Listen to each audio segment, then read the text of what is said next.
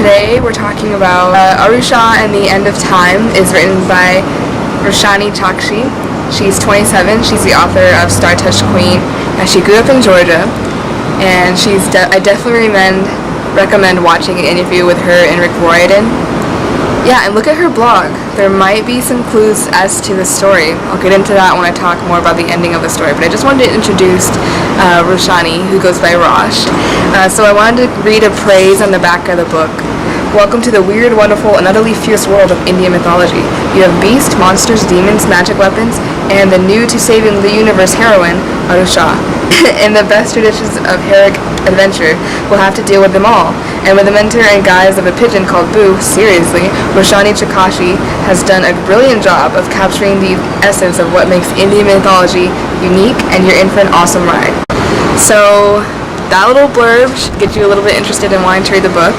I kind of picked up the book because this Rick Royden presents. I was expecting exactly what I got out of it. I picked this book up because I was expecting to find something that was similar to Percy Jackson with the adventure and the quest and the mythology. And I feel like when I read Percy Jackson, I learned the most about mythology because I knew about it, but I didn't really know about it. I didn't find my own reasons to do research on it. And with this book, it kind of gives you all of that. It's like Percy Jackson. It's like when you want to go back to a series that you read or watched when you were a kid and you're not sure if you're going to like it anymore. Well, this one I still like. I'm kind of scared to reread Percy Jackson right now just because I don't know if I would still love it as much as I did when I was younger, and if I would love it just because it had sentimental value or if it's genuinely still good. If you see me looking down, it's because I have my notes on my laptop. Friendship in this book is really important. Like a lot of books we read, there's a lot of romance, and frankly this book doesn't really have any prospects of there being a romance between the characters, and I really like that because it talks about how friendship should be cherished and how friendship is just as important as finding a romantic person to be with. Not often do you see YA books where friendship is as important as it is in this book. And she got this from Sailor Moon. So if you have a Sailor Moon love for their friendship in your mind, you're going to love this book too. What is this book about? Aru Shah lies. Not big lies, just small things. She lives in the Museum of Ancient Indian Art and Culture, where members of her cohort decided to show up to see if she's out of town for break, as she said she would be, because everyone at school, she goes to a rich private school, and everyone at her school thinks she's really wealthy when she's really not, and she doesn't want them to think of her as different because that'd give them a reason not to like her, and she just wants to have friends, you know? But she decides to prove to her classmate that she does work with magic by lighting a lamp in the museum. She frees an ancient demon who freezes time and leaves everyone except a select few asleep. Ironically, he's called the Sleeper. Now she has to go on a quest with other Pandava brothers and journey through the kingdom of death in order to stop the Sleeper from awakening the god of destruction. That's what this book's about. It's about Aru going on this quest, which would it be a Rick Royden book without a quest? No. So, not surprising that there's going to be a quest, there's going to be magic. Quest, magic, quest, magic. You got it.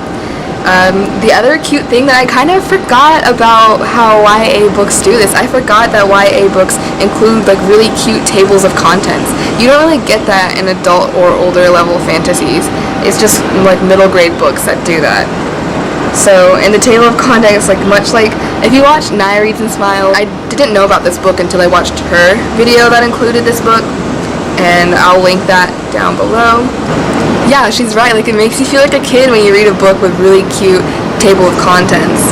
Some of my, no Rick Royden book is complete without the humorous table of contents. You just open the book and just to read all the different all the different chapter titles and just get ready for what you're about to go into, which is really fun. So some of the favorite titles I was reading were A Trip to the Grocery Store, Soul Index, My Home, Not Yours, No Touchy. Number 1 on Mini's Top 10 Ways to Die, Death by Halitosis. And also at the end of the book, there's a glossary. I recommend before you even read the book to just go through and look at all the different myths, the names of the people in the glossary that she talks about.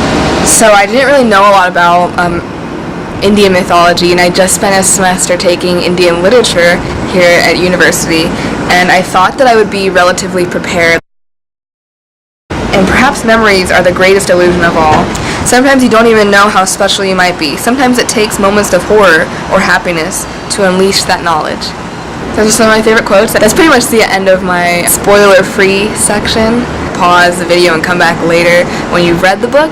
The next part of this video will be me having things with spoilers. Alright, that was your warning. The next book comes out. It's going to be Aru and the Song of Death. I can kind of already see what it's going to be about, you know, like the sleeper got away. He didn't get to unleash the god of death. Songs of death. It's gonna be like how in Percy Jackson they were trying to keep Titan from awakening, and it took like 5 books before he eventually like was awoken, and how they had to put him back. And I feel like this is going in that direction. So like they're going on, this is probably gonna be like the journeys through like songs of death. And it comes out April 2019, which is so long. So long. I remember the hardest part with waiting for Percy Jackson books to come out was that it was a year every time. How am I supposed to go about my life for a year?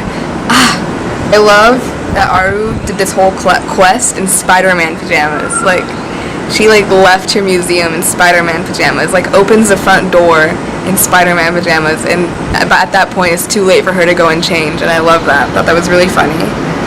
The humor in this book, it's really mostly intense in the first few sections of the book where there's like a lot of intense humor, but towards the end there's still humor again, and I love the dynamics between Aru, who is more street smart, and Mini, who is more book smart, and their balance together was really hilarious. Like, everything Mini did was, this could kill you, you will do this and die, and that was really funny to me. And that Boo, every time I read Boo, I kept thinking of Boo from Mario Kart and just singing like, Boo, you stink. Like, yeah, that's me.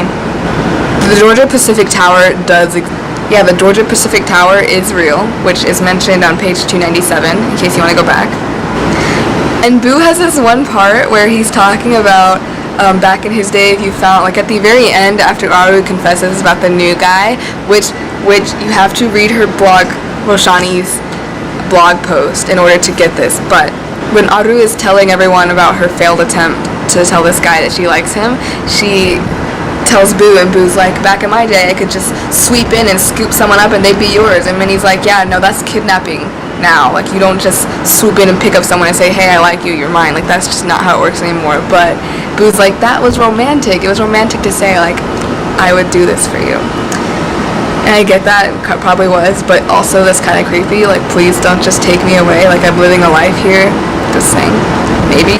I have a feeling eventually, like, I just want, this is where it could all cross over. That when they're in Costco and it's like people from Ireland and different countries across the globe are all in this space together, I just felt like if Percy Jackson and the Kane Chronicles and Aru all were ever to be in the same place as one another, it would be in that Costco. I keep thinking about it, like, how would their all 3 different mythologies like overlap, because they have different parts that say like no one, like they're not complete without the others, like they're incomplete without different parts.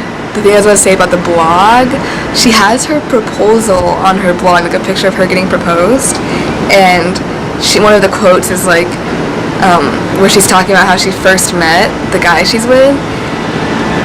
What she said in that quote is exactly what Aru said to this guy. Hi, I know where you live. Like, I don't have it pulled up. You would definitely have to go watch it.